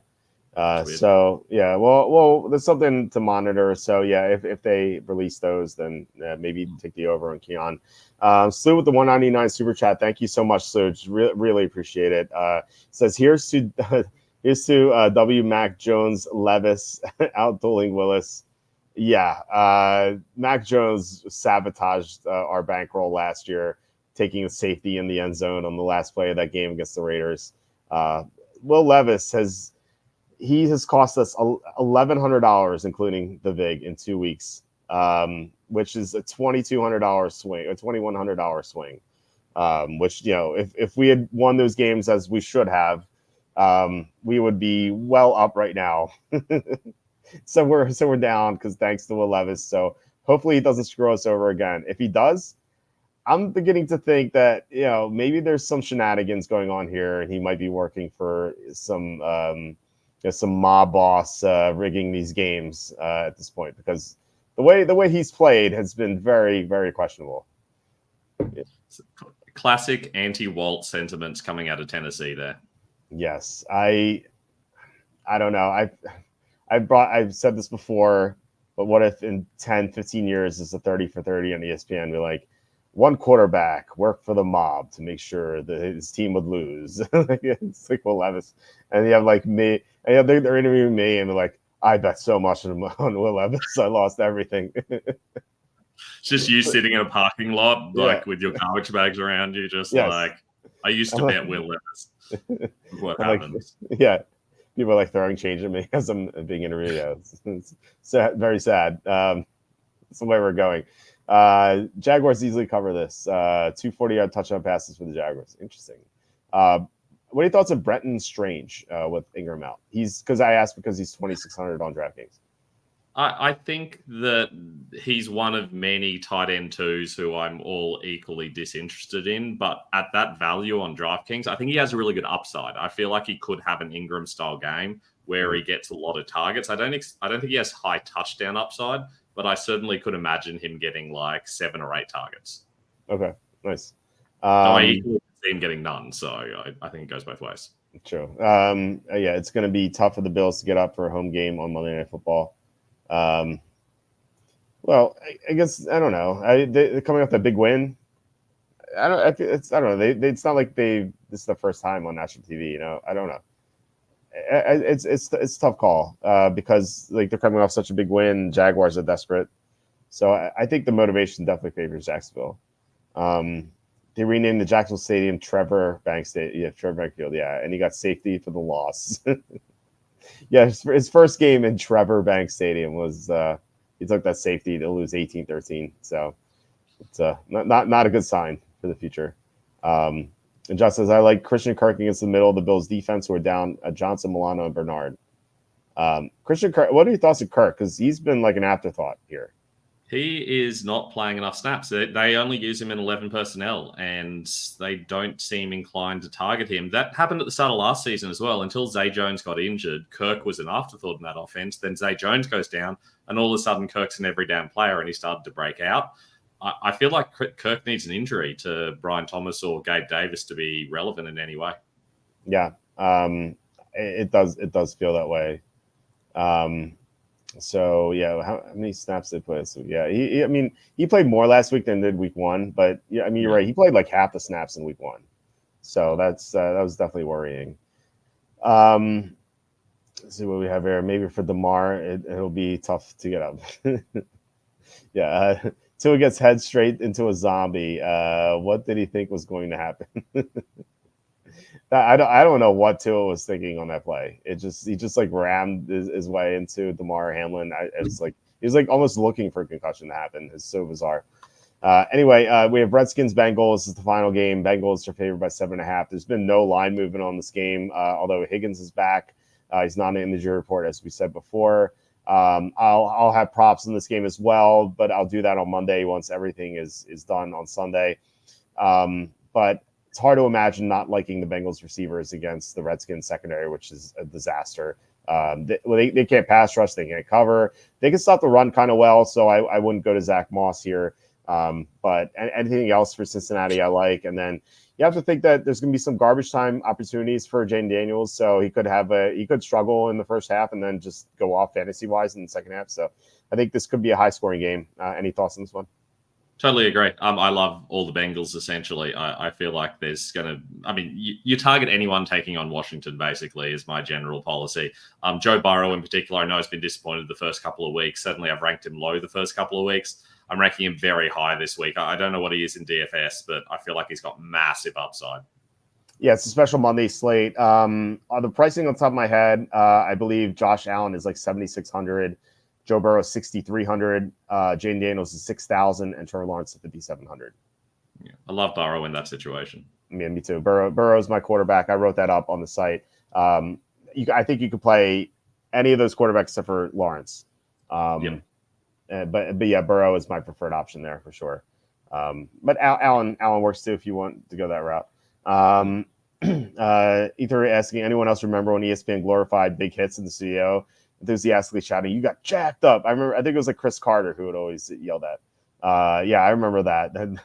I haven't watched ESPN in a long time, but I imagine that they have cut that segment off. So Burrow overs, Chase overs. Not sure about Higgins because he's banged up, but maybe you could make the case for him to over. You might be able to get a low number on him. I'm not sure. I don't know if they've released that yet, but any Bengal receivers overs, and I would go under on Zach Moss. All right, so touchdown, Yosev's touchdown opportunity as well. I think even with Higgins back. They use him in the red zone all the time. They were doing it last season as well. For some reason, he's kind of like their red zone guy. Yeah, and he does play in the slot too. So and that makes sense. Okay, let's go to your rankings here. So quarterback rankings, you have why don't you take it away here if you want to go over it. Yeah. So you want to talk about what the colors mean and everything else? But basically, green means a favorable matchup, and it doesn't quite work out that way. But using previous season stats and this season stats, green's favorable matchups, red's slightly trickier matchups. Obviously, Colin Murray and Joe Burrow were the main guys that stand out here. They're ranked way higher than usual. They both get fantastic matchups. Guys like Mahomes, Richardson, Stroud, they're tougher matchups, but you still have to start them realistically. And I think the only real viable streamer here is Jared Goff. Against Arizona, you can definitely pass on Arizona this year. That should be a really high-scoring game, so I definitely like Goff this week. But realistically, if you've got any of those top 9 guys, you shouldn't have another quarterback. Just start that guy every week and use the other bench spots on something more valuable. I like Richardson, who you have 8th, even though it is a tough matchup. Just feels like he could break any slate, really, with his running ability. He's my main quarterback on DraftKings. I like to do one lineup in the single entry, and he's my quarterback. Now, I wanted to ask you, so the pricing is like Lamar Jackson. He's like 7,700. He's the most expensive. After that, Jalen Hurts is 7,300. I believe Murray's 7,000, and then Richardson is 6,800. I think. I think you would, based on the rankings, you go either Hurts or Murray. I believe. Yeah, I would. I think that Murray has the best upside of those guys, and I feel like that's probably what you're aiming for. Okay, interesting. And I like that you have him green. That makes sense. Like, it's such a pass funnel defense. So if you were to stack them, would you go? Oh, and we're going to get to receiver in a little bit, but who would you stack with them? Would it just be Marvin Harrison, or would you go McBride? Or you mentioned Dortch earlier, but he's banged up. I'd be inclined to go with Harrison. I think this is a good situation for Harrison. It might be Dortch in certain situations if he's healthy, but the questionable tag makes me really nervous about doing that. Okay. Let's see. So the next slide is all right, here are 11 through 30 with the quarterbacks. Starting with Brock Purdy, and then Derek Carr is 14th, which I think a lot of people would have higher. And you talked about it before, whereas the Eagles haven't allowed that much through the air. It's been more on the ground. Anything else like you wanted to touch on here specifically? Yeah, I mean, Brock Purdy, that was before I knew George Kittle was out. I feel like Kittle being out really hurts Purdy. I just think it's going to be hard when you essentially just only have to cover Brandon Ayuk. And I know they're still going to use Ayuk and they're still going to find ways to get him open, but I feel like that's going to push them towards the run game more than it would otherwise. So Purdy will likely drop to about 14 or 15 for me now when I do my next update today. I find it really hard to trust Derek Carr. He's still Derek Carr. I don't feel good about playing Derek Carr in any situation because they don't want to pass the ball unless they absolutely have to. I feel the same way. He scored 20 plus twice so far, which seems wrong. Maybe that continues, but I have to think that there's going to be regression to the mean for sure. I think Caleb Williams could do okay. I think this could be his first decent game. Not that I would rank him much higher than 20th, but I think that I think you're right to put him in the top 20 as opposed to like with those red guys. So I'm definitely on board with that. Everything else looks good to me. John says this fantasy of fat kid running after an ice cream truck is faster than Jared Goff. True, and I want ice cream now. All right, next slide. All right, running backs. You have Kamara 1, Jordan Mason 2, Bijan 3, Breece Hall, Saquon 5, and then you have Achane, we talked about at 6. The only guy with a bad matchup here is Saquon Barkley. You have at 5. It makes sense. And Charbonnet, I think Charbonnet is the guy who sticks out. I don't think Charbonnet is a good player. It is a good matchup though. I just think that it's the yards he gains after contact is just so low. I talked about before where J.K. Dobbins and Braylon Allen were the top 2 in yards per carry after contact. Charbonnet, I think, is 57th. He just his legs just die after contact, which I don't like, but they will be using him a lot. They have to. They don't have anyone else. So you want to kind of expound on these rankings? Yeah, sure. Like guys like Alvin Kamara, for example, he doesn't feel like a true number 1, and most weeks he wouldn't be, especially with this matchup. But I don't know. It's just that he's been getting so much volume recently. You have to feel like that's going to continue in what should be a close game where they're potentially ahead. Jordan Mason, I considered putting number 1 as well. It feels weird having Barkley so high in that tough matchup, but he's got amazing touchdown upside. We've seen that they're willing to give it to him on the goal line when usually they would have used Hurts. So I do kind of like Barkley for that reason. Achane will realistically probably move up potentially as high as 3rd. Obviously, Hall, because of the way Fantasy Pros locks things, will be locked in at 4 for me, and I think that makes sense. Charbonnet, exactly as you said. I feel like the volume's huge. He was off the field for 2 snaps last game. He is going to be out there. They're going to use him. They're going to have to check down a lot as well. They're going to have to run the ball because you can run against Miami. So I feel like despite his lack of talent, he is still going to be used a lot. Yeah, I agree with that. John's saying I'd sell high on James Cook right now. Do you agree? Well, let's see where you have him 11th. So kind of curious if you agree with that sentiment. I think potentially he has been overly efficient. I think that it depends on what you can get on him. If there are people that are willing to rank him as a true top 10 running back, I think that realistically you probably could sell high and get someone who's struggling at the moment. But I wouldn't be selling him just to get him out of your team because this isn't a great matchup against Jacksonville, but he's always got scoring upside and they're clearly willing to use him. He's their clear number 1 guy, unlike last season where they weren't willing to use him around the goal line. So I think the fact that his touchdown upside is way higher than it was previously means that his value's increased a lot. Mm-hmm. As for the other guys here, I talked about Derrick Henry. I talked about Tony Pollard.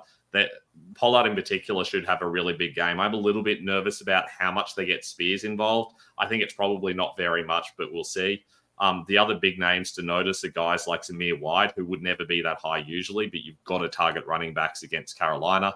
I think White's risky, for example, but I feel like he's got that touchdown upside against Denver. Etienne, again, has a good matchup. Same thing with Moss. They both got touchdown upside. And I don't feel very good about J.K. Dobbins this week. I think they're really going to struggle to do anything against Pittsburgh.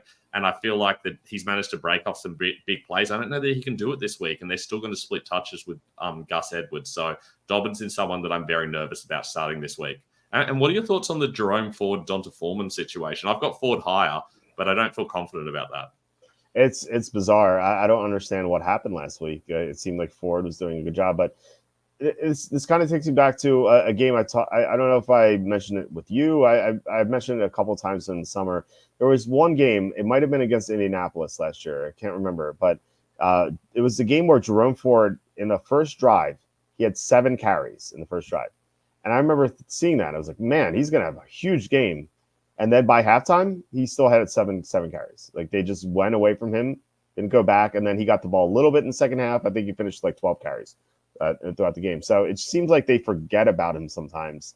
I don't know if they don't view him as like a full-time back. They thought they might have to go to Foreman. You know, it was a game where the Browns had the lead for the most part. So maybe he's their running back. Foreman's their running back with the lead because it makes sense. So I would be terrified to play either running back at the moment. Based on game script, you'd have to think the Browns have a good chance of having the lead. So maybe that lends itself to Foreman over Ford, but it's tough right now. I would be terrified to play them, like I said. Yep, I totally agree. I think it's very hard. Realistically, anyone below Cam Akers here, I don't feel confident in. I would rather play a wide receiver if these are flex options. And if you're desperate, then you're pretty desperate starting these guys. Brian Robinson Jr. I like him. It's probably our biggest disagreement here. I think I like him more against Cincinnati's run defense is very suspect. They're missing a few defensive tackles. Is that because you think they're going to get blown out or something? Like they have them that low? I don't think they're going to get blown out, but I've kind of baked in that risk. So I kind of see a lot of my rankings as like a probability distribution function, and I just try to hit the middle of it roughly. And I think there's certainly an upside there of him moving pretty good, but I think his floor is so low that it kind of spreads it out a lot, and it means I have to rank him lower. Makes sense. That's asking, where would you rank healthy Kenneth Walker? So let's go back to your top 10. If Walker were healthy, where would you put him this week? Weirdly lower than Charbonnet. The reason for that is because Charbonnet would presumably still be healthy. Walker only tends to get the early down stuff, and I feel like you would still need a lot of passing down work against this defense. So I feel like I'd probably have Walker in the same range, maybe even below Jacobs. If it was Walker and no Charbonnet, then I would have Walker higher. I would have him potentially 7th or 8th. Because he is the more talented back. It's just that the way they use Charbonnet when both of them are healthy is they tend to use Charbonnet on nearly half of their downs and on all the passing downs, and that's a little bit scary. Okay. Pack-Attack needs Quadzilla AJ Dillon. We'll disagree. I think AJ Dillon sucked last year. They'd have 15-win Cam Panthers vibes. As someone who bet Josh Jacobs to win the rushing title this year at like 16-1 odds, or maybe it was 18-1. I would disagree. I want Jacobs on the field as much as possible. Zeus or JK for tomorrow? Who's Zeus? Do you know? No. I don't. Can't imagine he means Zeke because that wouldn't make any sense. No, you have to. Uncle Ted, please tell us who Zeus is. Pick one defense: Bears, Cowboys, or Ravens. I'll go my defense rankings. Hold up. Ravens, I guess. Zamir White. Zamir White is Zeus. Okay. Zamir White or J.K. Dobbins. Oh well, I would definitely go White then. Yeah, you have. Where's Zamir White? I've got him 19, and J.K. Dobbins you have 25th. So he likes him a little bit more. And the reason Dobbins has such a tough matchup against Pittsburgh. We have more rankings here. You have Foreman 31, so Steele 33. The Chiefs running backs are 33 and 35. I agree with that. It's kind of very difficult to place them right now. What are your thoughts on Ty Chandler? He had a bunch of carries last week, although he only played 35% of the snaps. Any thoughts on that? I feel like just briefly on that DST question, I would go the Ravens, but I hate all of those DSTs. There's like 13 better DSTs than all of those guys, so you can probably do better. Check out ffdfantasyfootball.com if you want my DST rankings. As for Ty Chandler, I don't like the matchup. I feel like they tend to use him like later in games when they're winning, and they're not going to be against Houston. He's kind of just like an early down back. They need him to break off big plays to pay off. It's hard to run against Houston. I don't particularly love that situation for him, even though I feel like he is going to slowly over the course of the season start to turn that into a full-blown committee as opposed to kind of like a 70-30 or 60-40 that it is right now. Yeah. He says Braylon Allen's a stud. Yes, he's currently second in yards per carry after contact. He's pretty amazing. It's just a shame he's stuck behind Breece Hall. You know, he was my favorite handcuff through all of the preseason until randomly in week 2 of the preseason they started Isaiah Davis over him, and I saw that. Concerning. And all of a sudden I'm like, well, I guess I can't use him then. And then I did a lot of drafts in that 1 week and didn't get enough Braylon Allen. So now I'm really sad. I saw that too. I was like, what are they doing? Because Allen's clearly better than this other guy. You know, it didn't make much sense to me. But I know Braylon Allen is a stud. He'd be a starter on half the teams in the league right now. Miles Sanders fell off big time. Yeah, he was. It's not like he fell off. He just had opportunities in Philadelphia behind the top 5 offensive line. And then he went to Carolina with a bad offensive line. I think he got exposed for just not being a good player. Receiver rankings. You have Chase over Lamb. And I assume you have them both in green, but I assume if you had like a different color green, I think you'd have that for Chase just because the Redskins secondary is so bad. It's like a special matchup. We talked about Harrison, who's 7th. Interesting, you have Harrison over Ayuk. I don't know if you want to talk about that. I love Ayuk this week just because there's no one else to throw to. So I haven't ranked. I don't know where exactly I haven't ranked. I have my rankings on the site, but I think Ayuk might be close to the top. So you want to talk about that and anything else here? I mean, firstly, yeah, if I could, I would have Chase in like a bright green neon flashing light. Like I need like a special like graphic that works for that. Like it's just a fantastic matchup. There's so much upside there. Like Lamb's going to be good as well, obviously, but you're not going to get the same upside with Chase anywhere else. Now, to be fair, it's still possible Chase just has a mediocre game here because it's fantasy football. But I do certainly love Chase this week. Lots of good guys with solid matchups. Rashid Rice could arguably be green given the slot situation there. But the Harrison versus Ayuk, it's less about Harrison, who I do think will be very busy in that game. My concern with Ayuk is who else do the Rams have to focus on? Like there's literally no one else for them to worry about except Ayuk. Surely they can double team him. Surely they can make something happen to cover him. I don't think that's the case with Harrison. So I feel like for that reason, even though they might want to target Ayuk a lot, I don't know that they'll need to because I don't think they're going to need to throw the ball a lot. And I don't know that the Rams are going to be. I think the Rams will be very aware of the fact that Ayuk is clearly the best option for them. That's fair. That's a good point. Imagine if Carson Steele is good. we'll see. We don't really know. I have my doubts, but we'll see. All right, so fullback essentially. He was listed as a fullback through most of the preseason. It's very weird. Yeah, it really is. All right, 11 through 30 here. You have Garrett Wilson at the top and Devontae Adams who had a monster game last week. Godwin versus Denver, you haven't read. I feel like definitely Evans in red. I think Godwin has a better matchup than Evans, but I like that you have him over Evans, like we talked about earlier. DJ Moore, I like that you have him in green. I think he has a big week. Amari Cooper as well in green. Rashid Shaheed has been. I love how they're using him now because last couple of years it was just as a deep threat. Now they're using him all over the field. Just really cool how they've developed him.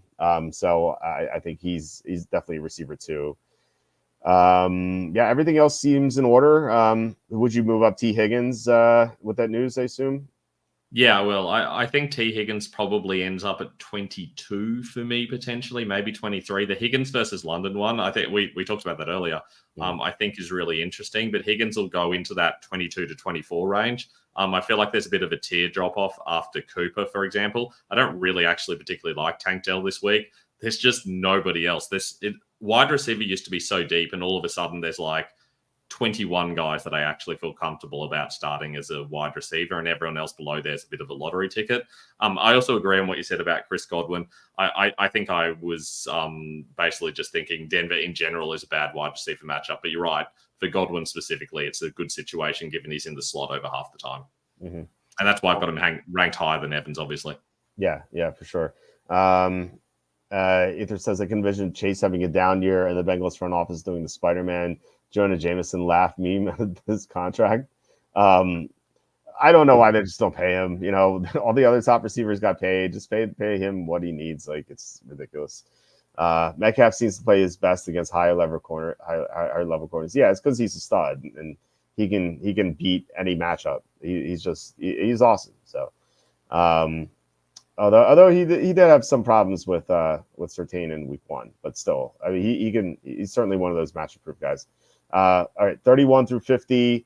I immediately saw Juwan Jennings there at 50. I think he's very interesting this week.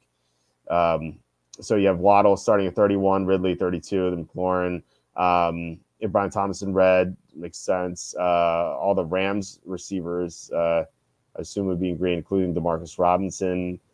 Christian Kirk we talked about in red. Roma Dunze, I talked about him before. I think he could have a decent game. And then Jaden Reed, he would be so much higher, right? If Jordan Love were healthy. It's a shame. After what he did in week 1, it's like, my God, he's gonna have a great year, and that's like, we have to wait on him. Quentin Johnston's an interesting player. Not that I like his matchup this week, but he suddenly came alive last week, so I just didn't know what to do with him. So do you want to talk about any of these guys? I mean, firstly, this is probably the toughest range of rankings that I've done in like a year and a half. Like, this specific group of players, it's just impossible to know how to compare someone who's a mid-range player in a really good matchup to a really good player with an injured quarterback to a good player with a bad matchup to an ascending player. And it was really messy. I really struggled with this whole group of players. I think it's entirely valid to play someone like a Roma Dunze over Terry McLaurin, for example, even though they're ranked like 12 spots apart. I just feel like it depends on your profile, on your matchup profile, and how much risk you're willing to take and how much upside you want. Fantasy football, we try to kind of condense it into you should start this person over this person, but it doesn't work like that. Like, it's more situational to that, and that makes this sort of thing really hard. But I do tend to prioritize players who have like a clear-cut role over guys who have like a more of a risky role and a little bit more matchup dependent. And that's what's going on with Juwan Jennings, for example. Like, realistically, he could have a really good week. You do want to target the Rams in the slot, but it's entirely possible he has like 1 or 2 targets all game and they just don't need to go to him. So that level of risk with guys like he and Coleman is why they're ranked lower than guys who we at least know are a big part of their offense. Mm-hmm. I like Jennings a little bit more. I think in last year's Super Bowl, I thought he had 4 for 42 and a touchdown. And that was a game where they had an injured receiver. So it seems like he tends to step up a little bit when there's an opportunity. So he's another one. He's cheap on DraftKings, so I think he's worth playing. Although it's kind of hard because in my main lineup, I have both Ayuk and Jordan Mason, and it's like if you put Jennings in there too, it's like 3 Niners without Brock Purdy. Mm-hmm. It gets a little dicey, but I think Jennings is definitely worth playing this week. So Thielen was prime last year with Dalton. Thielen's about to go off. That was without Deontay Johnson, though. I think Johnson being there kind of changes everything. So I wouldn't count on Thielen personally. Yeah, I agree. I don't know that we can actually expect Thielen to be that good. I mean, he's also a year older as well, and they've got both Mingo and Leggett who they're trying to get involved as well. So I don't know that you can feel great about him. Yeah, Sebastian asking, start one for my flex in full PPR: Pittman, Dell, Dobbins, or Akers. Pittman's banged up, I should say. So I think I would go Dell. What are your thoughts? Yep. Because it's PPR, and he mentions that because it's PPR, I'd be inclined to go with Dell. Most weeks it'll be Dobbins, but that matchup's brutal. Can't trust Akins in PPR either, so I'm going to go Dell. I've got him back-to-back with Pittman, as you saw, but in PPR, it's even closer. The injury makes me nervous, though. Mm-hmm. And Mike asking why is John's down with James Cook and Jalen Naylor is sneaky. Maybe. I don't know. I have my doubts, but all right, tight ends. Trey McBride, I asked about Brock Bowers. He's number 2. You have Laporta at 4. Pitts at 6, who you detailed earlier. I do think this is a Pitts week. People might be shy about playing him, but I think he could do well. Yeah, seems. I agree with this. The only thing I disagree with is Kelsey. I just think that I feel like he's coasting, and I've said this a couple of times. I talked to Charlie Campbell, who has sources everywhere. After our fantasy drafts, which I wish I talked to him earlier. Charlie told me that one of his sources was a Chiefs practice for a few days during training camp. And he said that the source told him that like Travis Kelsey did not look like he was trying at all, like in any day of practice. And that's kind of like translated. I think it looks like he's checked out. Looks like he's busy with Taylor Swift. You know, he's been here before. He's 34. He's gonna be 35 soon. Just seems like I don't know. I like if this were a playoff game, I would think he would be like number one. But given that this is like another regular season game, like I wouldn't play him. I have his on the receiving yards as I talked about earlier. That's the only thing I disagree with. I think everything else on point. I think it's more of a reflection of how much I hate tight ends at the moment. I kind of came into the season saying, oh, tight end's like the deepest it's been in years. There's like 11 or 12 guys you could draft and feel good about. And then Ingram's injured and Ferguson's injured and Njoku's injured. And all of a sudden it looks really darn shallow. But I mean, you're right. Like Kelsey doesn't need to do anything when they're winning and they're getting easy matchups. I feel like if the Chiefs had their back against the wall, all of a sudden you'll see games where Kelsey's getting like over 100 yards and 2 touchdowns. Yeah. But until that happens, you're right. He doesn't need to do it, but he's always got touchdown upside. And it's always possible they find themselves in a close game and all of a sudden he turns it on. It's always possible with Travis Kelsey. And that's not true of really anyone else here. I feel like Pitts is the only other player with like true, really big upside this week. Most of the other guys, it's really hard to see them getting over like 60 or 70 yards, which is why we're not seeing tight ends get over 60 or 70 yards. It's been like Brock Bowers doing it, and that's been about it. Hunter Henry had that one big game, obviously. Jake Ferguson's the other guy.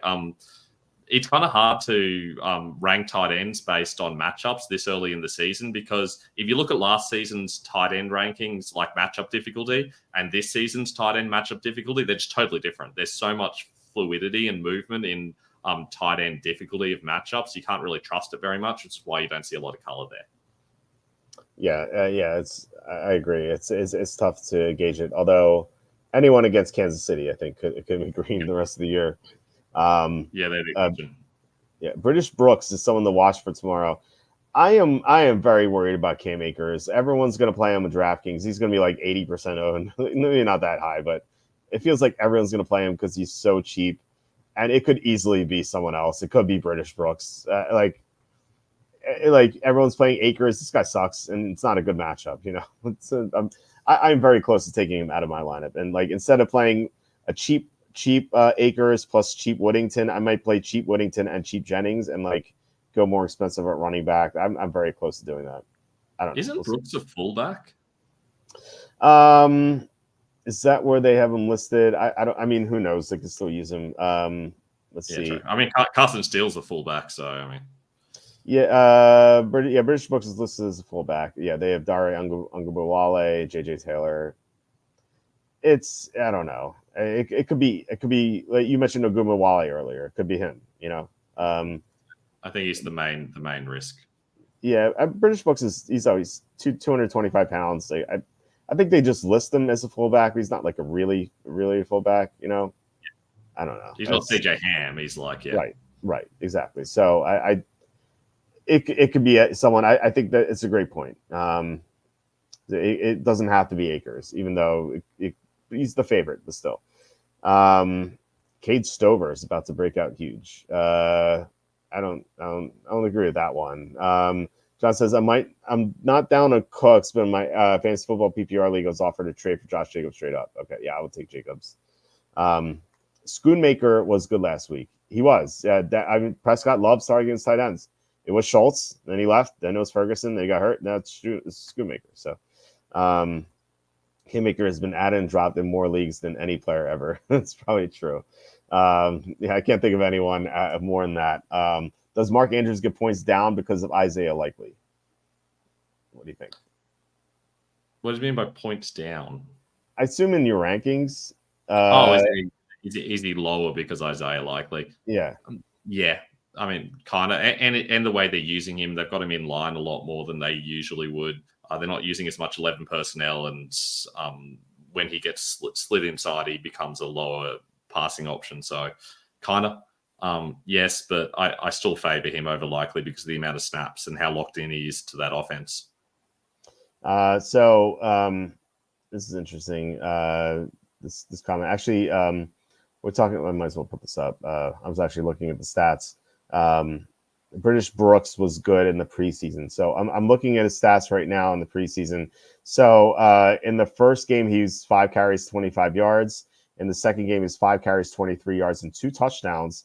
In week 3 and week 4, however, he was 2 carries, 3 yards, and then 1 carry, -2 yards. So he had one really good game, one good game, and then 2 bad games. So I don't know. He's not a real fullback like I'm saying, but I don't know. It's difficult to say what Houston's going to do. The running backs, they could throw it a million times, it's just not running at all. Tight end rankings 11 to 30. I was wondering where you had Likely. He's right at the top at 11. And then Gesicki, we talked about him. Zach Ertz is, I think, interesting only for PPR. Parkinson, Freiermuth after that. Taysom Hill, I think, got ruled doubtful. So definitely don't play him. And then Dulcich dropped so many passes last week. Maybe he makes some amends for that.